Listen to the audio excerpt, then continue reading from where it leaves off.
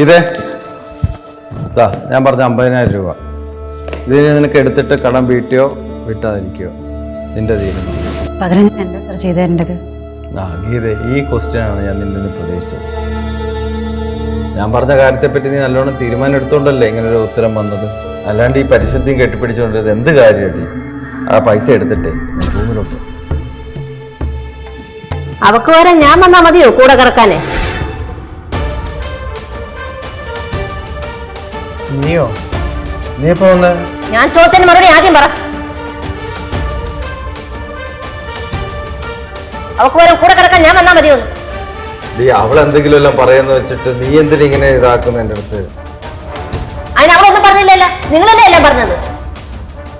അവൾക്ക് കുറച്ച് പൈസ ഞാൻ മറിച്ചു കൊടുക്കാന്ന് പറഞ്ഞു. അപ്പൊ അവള് പ്രത്യേകമായിട്ട് എന്റെ അടുത്ത് ചോദിക്കുവാണ് എന്താ ഞാൻ ചെയ്യേണ്ടത്. തോന്നിയ ദിവസം പറയല്ലേ, വീട്ടു ജോലിക്ക് പോകുന്ന പെണ്ണുങ്ങളെ എല്ലാം വൃത്തിയിട്ട കണ്ണോട് കൂടിയാണെന്ന് നിങ്ങളെപ്പോലുള്ള കാമവരിയന്മാരോടെ എങ്ങനെയാ പ്രതികരിക്കേണ്ടതെന്ന് എനിക്ക് അറിയാൻ വയ്യാഞ്ഞിട്ടല്ല. ചേച്ചിയും കൂടെ തന്റെ സൂക്കേടെന്താന്ന് അറിയട്ടെ എന്ന് കരുതി.